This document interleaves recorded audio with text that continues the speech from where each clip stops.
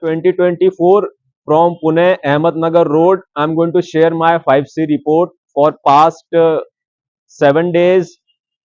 What's happening in my life in regard of health consciousness, wealth consciousness, spiritual consciousness, communication consciousness, and political consciousness. In health consciousness, I've been consuming sunlight every day for hours and hours, and I've been working out every day, either on the rooftop or in the hotel room or in some park or Aga Khan Palace. And I've been consuming organic local guava. Pune के अंदर क्या है कि सारा का सारा जो अमरूद है और जो गुआवा है वो नकली मिलता है, जीएमओ मिलता है। उसमें से बहुत ढूंढना पड़ता है कि जेन्युइन गुआवा कहाँ है। तो I have been consuming that guava on daily basis and I am consuming chia seeds.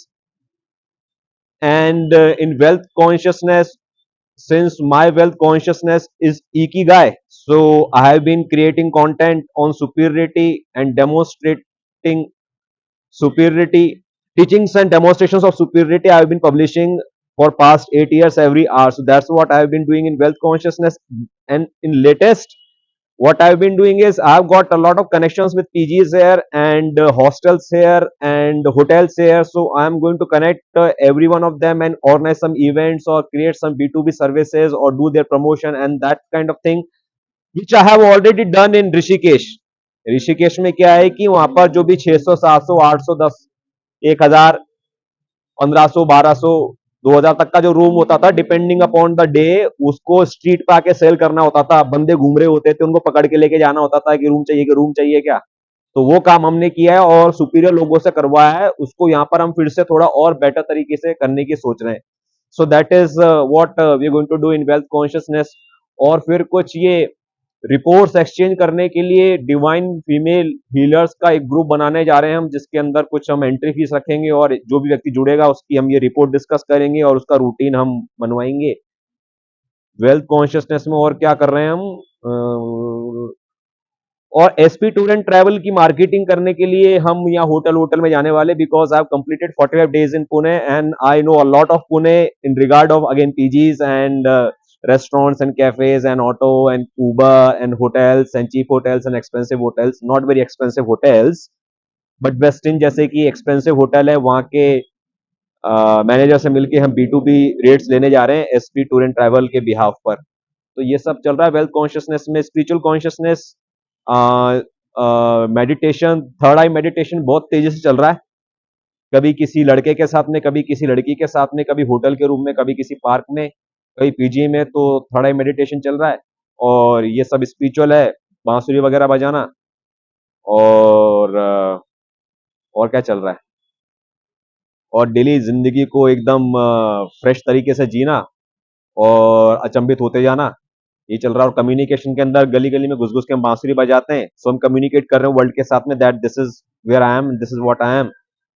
और कम्युनिकेशन कॉन्शियसनेस में यहाँ पर बहुत सारे अनजान लोगों से दोस्ती कर रहे हैं, बहुत सारी लड़कियों से बातचीत हो रही है, उनके नंबर एक्सचेंज हो रहे हैं, उनको स्कूटी बिठा के, उनकी स्कूटी में बिठा के हम घुमा रहे हैं और गाना वाना गा रहे हैं। तो वो बहुत डिटेल रिपोर्ट हो जाएगी।